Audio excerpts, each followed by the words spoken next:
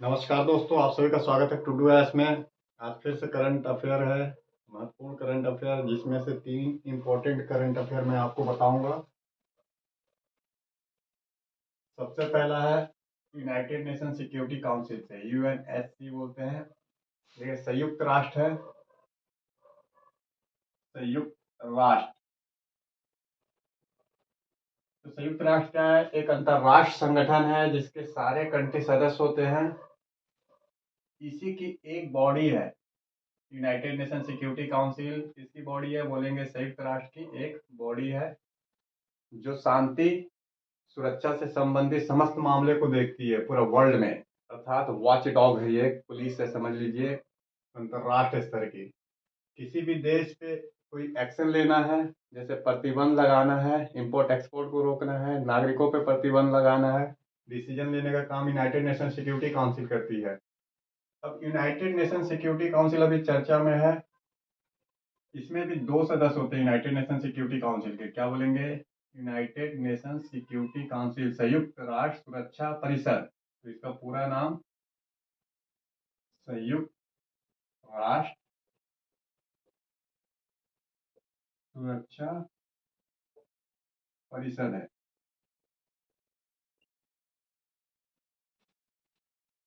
क्या करती है ये? सुरक्षा शांति से संबंधित समस्त मामले को देखती है।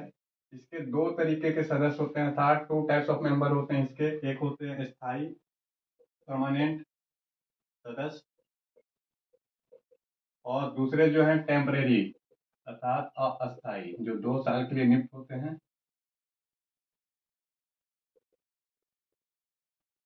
जो स्थायी सदस्य है परमानेंट हमेशा बने रहते हैं, इनका कोई कार्यकाल नहीं है, अर्थात ये मेंबर है, परमानेंट है। जब से संयुक्त राष्ट्र का गठन हुआ है तब से स्थायी सदस्य बरकरार है, इसकी सदस्यता अभी तक नहीं बढ़ी है।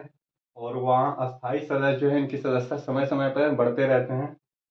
कुल मिला के 15 सदस्य हैं, जिसमें 5 सदस्य बोलेंगे आप स्थायी सदस्य के हैं, 10 जो हैं आपके टेम्परेरी हैं। ये 2 साल के लिए नियुक्त होते हैं, उसके बाद हट जाते हैं। पहले देखिए आप, जो परमानेंट सदस्य है इसके 5 सदस्य कौन कौन से हैं? बोलेंगे यूनाइटेड स्टेट अमेरिका, दूसरा है आपका ब्रिटेन, फ्रांस, पुनः बोलेंगे चीन और रूस। भारत अभी मेंबर नहीं है। लगातार यूनाइटेड नेशन सिक्योरिटी काउंसिल का मेंबर बनने के लिए भारत बोलता है, लेकिन भारत को अभी तक बनाया नहीं गया है। और 10 में आपका जो है अभी फिलहाल में जापान जैसे देश हैं, ये भी परमानेंट सदस्य नहीं है, टेम्परेरी में आता है। जापान है, माल्टा, मोजाम्बिक, गैबोन, ब्राजील, इक्वाडोर। तो इस तरीके के जो सदस्य हैं 10 टेम्परेरी हैं, 2 साल के कार्यकाल के लिए नियुक्त होते हैं, फिर इनका कार्यकाल समाप्त हो जाता है, इसकी जगह फिर से आ जाते हैं। तो 5 सदस्य हर 1 साल में हटते रहते हैं इनके। तो 5 साल में हट जाएंगे। इसमें से जैसे 10 सदस्य हैं तो 5 हट जाएंगे 2023 के बाद, फिर से 5 टेम्परेरी सदस्य आ जाएंगे। इनका कोई इतना विशेष वैल्यू नहीं है। जो वैल्यू है इनका, क्योंकि इन सदस्यों के पास एक शक्ति, इसे बोलते हैं वीटो। वीटो आप देखेंगे क्या है। जो परमानेंट सदस्य है इनके पास एक शक्ति है, इसे बोलते हैं वीटो। वीटो पावर क्या है? तो यूनाइटेड नेशन के पास भी वीटो है, ब्रिटेन, फ्रांस, चीन, रूस सारे के पास वीटो पावर है, बट इनके पास कोई भी वीटो पावर नहीं है। एज ए बस ये ओनली मेंबर है, प्रस्ताव लाने का काम कर सकते हैं, लेकिन वीटो तो पावर इनके पास नहीं है। तो कोई विशेष वैल्यू नहीं है, ये बस नाम भर के लिए है कि 10 सदस्य हैं, जनमत बना रहे हैं ये, लेकिन इनका जनमत कोई फंक्शन नहीं कर रहा है। अब एक महत्वपूर्ण चीज है वीटो। वीटो क्या होता है? किसी भी प्रस्ताव को रोकना, अर्थात प्रतिबंध लगाना, रोक देना। कोई भी जो संयुक्त राष्ट्र का मेंबर है, मान लेते हैं 193 कंट्रीज के मेंबर है, तो कोई भी एक कंट्री प्रस्ताव लाता है तो रोकने का काम यही करते हैं 5 कंट्री, वीटो। क्योंकि इनके पास वीटो है, तो वीटो का सिंपल मतलब है रोकना, ब्लॉक लगा देना किसी चीज पे। कि कोई प्रस्ताव आता है, मान लीजिए किसी के खिलाफ एक्शन लेना है, जैसे हमास इजराइल का युद्ध चल रहा है अभी, तो हमास के पक्ष में एक कंट्री है जो प्रस्ताव ला रहे हैं। मान लेते हैं हमास के पक्ष में कोई प्रस्ताव आ रहा है, तो वीटो क्या करता है, उस प्रस्ताव को रोक देता है। ये है वीटो। फॉर एग्जाम्पल के लिए अभी क्या हुआ है, यूएस ने जो हमास इजराइल युद्ध चल रहे हैं, हमास इजराइल युद्ध, तो एक साइड आपके दो इसमें, एक साइड तो अरब जगत हो गए, दूसरे साइड इजराइल की खेमा में शामिल सदस्य हो गए, तो दो गुट बन गए इसमें भी। एक अरब गुट बना और एक पश्चिम का गुट यूनाइटेड नेशन के नेतृत्व में। तो ये जो अरब गुट है, ये हमास का सपोर्ट करता है, चाह रहा है कि हमास इजराइल युद्ध रुके, सीज फायर हो जाए, युद्ध विराम हो। लेकिन वीटो के कारण क्या है, युद्ध विराम नहीं हो पाया, क्योंकि अमेरिका ने वीटो किया किसके फेवर में, इजराइल के फेवर में। तो ये है वीटो, इतना पावरफुल है कि किसी भी प्रस्ताव को, एक्शन को, कार्यकलाप को, क्रियाकलाप जो भी हो, सारे को रोक देता है वीटो। समय समय पे इस वीटो का प्रयोग रूस ने भारत के लिए किया है, काफी बार वीटो का इस्तेमाल किया है। जब भी भारत के खिलाफ प्रस्ताव आए हैं, रूस हमेशा से भारत का समर्थन किया है, वीटो का अपना प्रयोग किया है, और भारत के खिलाफ कोई भी प्रस्ताव को इसने यूनाइटेड नेशन सिक्योरिटी काउंसिल में रोक दिया है, चाहे वो कश्मीर का मामला हो, चाहे भारत पाकिस्तान का मामला हो। तो ये है करंट में भी मुद्दा क्या चल रहा है, जो कल प्रस्ताव हुए हैं, इसमें यूएस ने वीटो का इस्तेमाल करते हुए ब्लॉक कर दिया है सीज फायर को, युद्ध विराम को। युद्ध विराम अरब जगत चाहता था कि हमास और इजराइल युद्ध समाप्त हो, युद्ध विराम हो और यथा स्थिति बरकरार रखी जाए जो वर्तमान में है।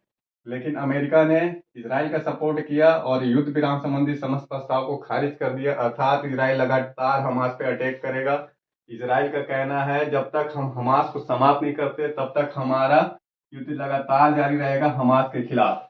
अब एक बार देखते हैं रिपोर्ट में कि क्या है करंट सिचुएशन।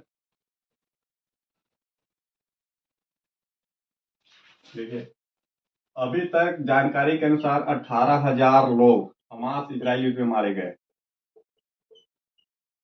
80% जनसंख्या गाजा पट्टी की, गाजा पट्टी, इसकी 80% जनसंख्या विस्थापित हो चुकी है। जो लोग हैं, लोग के पास खाद्य पदार्थ, फूड की, पानी की, दवा, अन्य चिकित्सा उपकरण, इसकी कमी पड़ जा रही है, साथ साथ में ईंधन की कमी हो गई है। तो क्या बोलेंगे, इसकी कमी हो गई है। तो इन सब चीज को ध्यान में रखते हुए अरब जगत चाहते थे युद्ध विराम हो, खुद यूनाइटेड नेशन सिक्योरिटी काउंसिल, इसके भी कुछ सदस्य चाहते थे युद्ध विराम हो, लेकिन ऐसा नहीं हुआ। अब युद्ध विराम संबंधी जो प्रस्ताव आया था, इसको यूएस ने वीटो कर दिया, खारिज कर दिया और इजराइल का समर्थन किया। इजराइल युद्ध विराम नहीं चाहता, वो चाहता है हमास को समाप्त करे।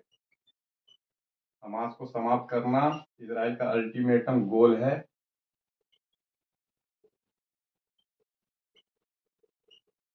देखिए हमास क्या था, एक बार इसको देख लेते हैं कि हमास जो है एक आतंकी संगठन है इजराइल की नज़र में। इसने क्या किया, 1200 इजरायली नागरिक की हत्या कर दी थी। जो इजरायली नागरिक है इसकी हत्या की 2 महीने पहले की घटना है, और 250 से ज़्यादा लोगों को बंधक बनाया था इजराइल ने। इजरायली नागरिक को, लगभग 250 इजरायली नागरिक थे जिसको हमास ने बंधक बनाया। इसका जवाब इजराइल ने अटैक करके दिया, गाजा पट्टी को अपने कंट्रोल में ऑलमोस्ट ले लिया है। तो इजराइल ने अटैक किया गाजा पट्टी पे। ये जो है गाजा पट्टी एक छोटा सा कंट्री है, जैसे देखेंगे आप त्रिकोण के आकार का। यहाँ पे एक देखेंगे इजराइल का मैप में, तो गाजा पट्टी आपको दिखाई देगा भूमध्य सागर के पास, जो हमास के कंट्रोल में, अर्थात हमास जो है इसका सरकार भी चलाता है, प्रशासनिक सिस्टम भी चलाता है, लेकिन एक आतंकी संगठन के रूप में भी जाना जाता है वर्ल्ड में। तो इसने क्या किया, आज से 2 महीने पहले की घटना है, जो 1200 इजरायली नागरिक को रात में इसने प्री प्लान करके हत्या कर दी और 250 लोगों को बंधक बना के गाजा ले गया।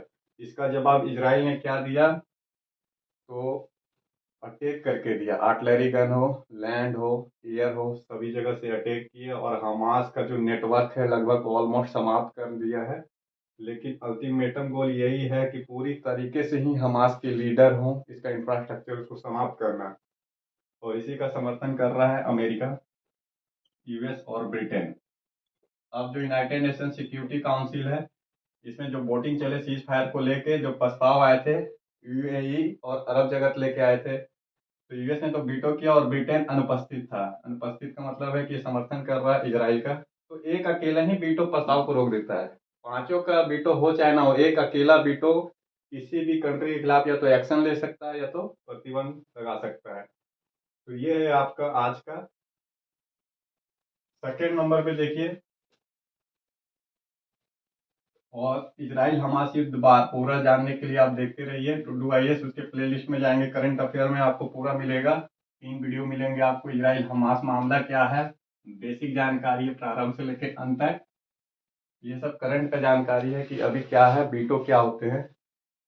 सेकेंड नंबर पे जो आपके सामने क्वेश्चन है, प्रश्न इससे जुड़ा हुआ है, ये है आदित्य। नाम सुने होंगे शायद आप, आदित्य L1 मिशन है क्या ये?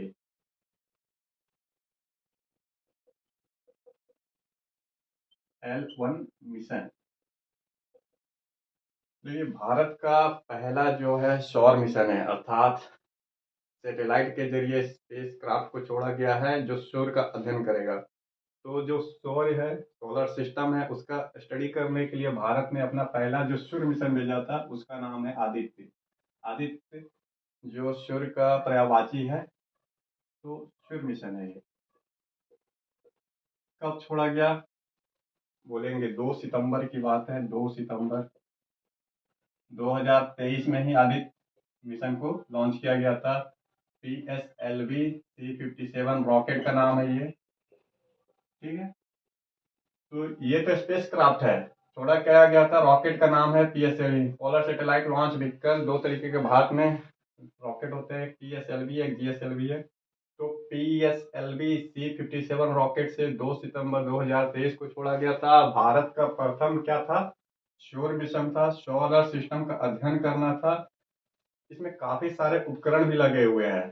तो आज का जो न्यूज था कि पहली बार सौर जो आदित्य L1 मिशन है, इसने सूर्य का एक इमेज दिया है और इमेज नासा के सेंटर में पहुंचा है, उसी से संबंधित है। अब देखिए यहाँ पे जो सौर मिशन है, ये किस चीज का अध्ययन करेगा, उद्देश्य क्या थे इसके, तो आप बोलेंगे सूर्य का, सूर्य का परत, काफी सारे परत होते हैं, देखे होंगे आप। क्रोनोस्फीयर है, फोटोस्फीयर है, कोरोना जैसे परतों का अध्ययन करना। जिस तरीके से पृथ्वी लेयर बाई लेयर है, तो सूर्य भी लेयर बाई लेयर, तो सूर्य के परत का अध्ययन करना। सेकंड है सूर्य का वातावरण है, जिस तरीके से पृथ्वी का वातावरण है उस तरीके से सूर्य का भी वातावरण है, एटमोस्फियर है, उसका अध्ययन करना। पुनः सोलर पवन, या सूर्य से चलने वाली पवन, सौर पवन हो, इसके विद्युत चुंबक क्षेत्र का अध्ययन करना। विद्युत चुंबक क्षेत्र, विद्युत चुंबक क्षेत्र और चुंबक, मैग्नेटिक फील्ड भी है, चुंबक क्षेत्र, इन सब का अध्ययन करना है। इसका उद्देश्य है कि सूर्य के परत के बारे में जानकारी मिले, सूर्य का वातावरण कैसा है इसकी जानकारी मिले, सौर पवन, विद्युत चुंबक क्षेत्र और चुंबक क्षेत्र जैसे इलेक्ट्रोमैग्नेटिक फील्ड है जो सूर्य से निकलती है, और मैग्नेटिक फील्ड जो सूर्य बनाता है, इसका भी स्टडी करना है। तो उपकरण भी इसमें काफी सारे हैं। तो उपकरण अलग अलग चीज के लिए अलग अलग उपकरण लगे हैं। जैसे सूर्य में क्या होता है, या क्या क्या निकलते हैं सूर्य से, तो बोलेंगे प्लाज्मा एक रेडिएशन के रूप में, तो बोलेंगे प्लाज्मा एक किरण है, विकिरण है। फिर बोलेंगे परावैंगनिक किरणें निकलती है, पृथ्वी तक पहुंचती है। परावैंगनिक किरण नाम सुने होंगे आप, जो त्वचा में कैंसर उत्पन्न करती है, ओजोन परत इसे रोकती है। परावैंगनिक अल्ट्रावायलेट रे परावैंगनिक किरण है। एक्स किरण, और बाकी मैग्नेटिक फील्ड भी है। तो चुंबक क्षेत्र, सबके लिए अलग अलग डिवाइस उपकरण लगे हुए हैं। तो टेलीस्कोप भी है। जैसे आज जो इमेज दिया है सूर्य का पूरा सौर कैसा है, एकदम जलता हुआ दहकता हुआ सौर है। तो उसका एक चित्र दिया हुआ है, टेलीस्कोप के जरिए मिले हैं, टेलीस्कोप भी लगे हुए हैं। इस तरीके से जो सौर मिशन है, भारत का प्रथम सौर मिशन है, ऊंचाई कितना छोड़ा गया है, लगभग ये अभी जो पृथ्वी से हाइट पे 13.5 लाख किलोमीटर की हाइट पे, तो 13.5 लाख किलोमीटर की हाइट पे जहां से ये सूर्य का पूरा अच्छे से इमेज ग्रहण कर सकता है। और ऐसे क्षेत्र में इसे स्थापित किया गया है जहां पे जो चंद्र ग्रहण या सूर्य ग्रहण का इस पर कोई असर न पड़े। अगर सूर्य ग्रहण भी होते हैं तब भी सूर्य का फुल इमेज आएगा, उसके वातावरण का, प्लाज्मा का, एक्सकिरण का अध्ययन बारीकी से कर सकता है। तो भारत भी उन कंट्रियों में शामिल हो गया जिसने अपना सौर मिशन भेजा है। ये बात थी 2 सितंबर 2023 की। धीरे धीरे इसके काफी सारी और रिपोर्ट आते रहेगी। फिलहाल आपको जानकारी के लिए बेसिक जानकारी कि सौर मिशन क्या है।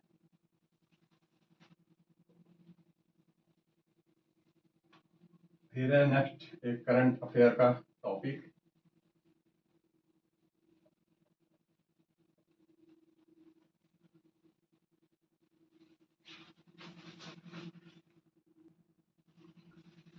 जो हमारा थर्ड नंबर का है रिन्यूएबल एनर्जी से, नवीनीकरण ऊर्जा से संबंधित है। देखिए, रिन्यूएबल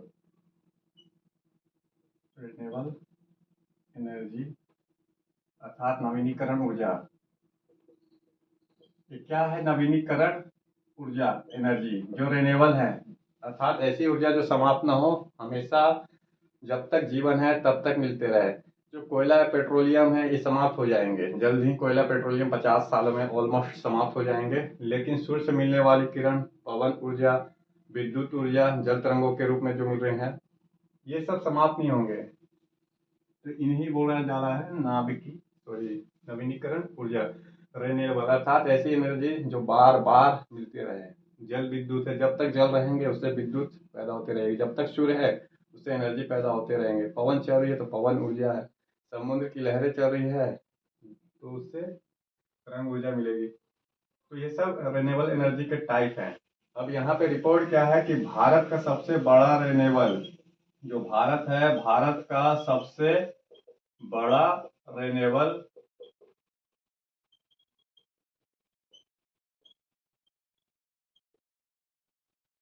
देखिए रिपोर्ट क्या बता रहा है आज का कि भारत का सबसे बड़ा जो रिन्यूएबल एनर्जी प्लांट लग रहे हैं वो लग रहा है कच्छ के रन में। बोलेंगे कच्छ का रन कहाँ पे है? गुजरात में, कच्छ का रन।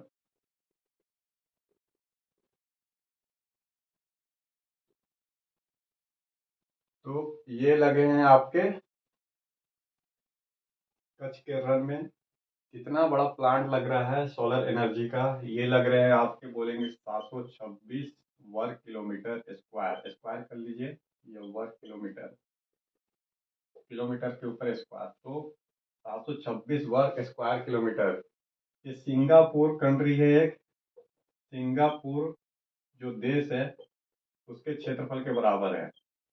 अगर एरिया देखा जाए कितना बड़े एरिया में लग रहा है तो बोलेंगे सिंगापुर के बराबर एरिया में लग रहा है। जितना में सिंगापुर है जमीन पे, उतना ही जमीन पे ये प्लांट लग रहे हैं। ठीक है, इसके बाद इससे एनर्जी जो पैदा होगी 30 गीगावाट, क्या बोलेंगे, गीगावाट एनर्जी का प्रोडक्शन होगा। कितने घरों को बिजली सप्लाई होगी? 2 करोड़ घर को बिजली सप्लाई होगी। तो 2 करोड़ घर ऑलमोस्ट दिल्ली में भी नहीं है। दिल्ली की जनसंख्या जो है आपकी 2 करोड़ से ज्यादा है, लेकिन घर भी 2 करोड़ नहीं है। तो 2 करोड़ घरों को सप्लाई करेगा अकेला रिन्यूएबल एनर्जी प्लांट। कहाँ लग रहे हैं? गुजरात के कच्छ में लग रहे हैं। भारत का सबसे बड़ा रिन्यूएबल एनर्जी प्लांट है। अगर इस प्लांट को देखा जाए तो आपका ये स्पेस से भी दिखाई देगा, साफ साफ दिखाई देंगे स्पेस से, क्योंकि इतने बड़े क्षेत्र में है। पूरा इसे बना कौन रहा है? तो अदानी पावर, नाम सुने होंगे, अदानी पावर, ये अदानी जी का नाम, भारत दिग्गज उद्योगपति अदानी पावर निर्माण कर रहा है।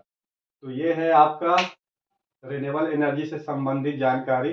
इसमें सबसे इम्पोर्टेंट क्वेश्चन ये पूछेगा आपसे कि भारत का सबसे बड़ा रिन्यूएबल एनर्जी प्लांट या हाल फिलहाल में जो सुर्खियों में है, भारत का सबसे बड़ा एनर्जी प्लांट किस क्षेत्र में लगे, तो आप बोलेंगे कच्छ कर। ये पूछ सकता है कौन बना रही है, अदानी पावर इकोनॉमिक्स से पूछेगा तो।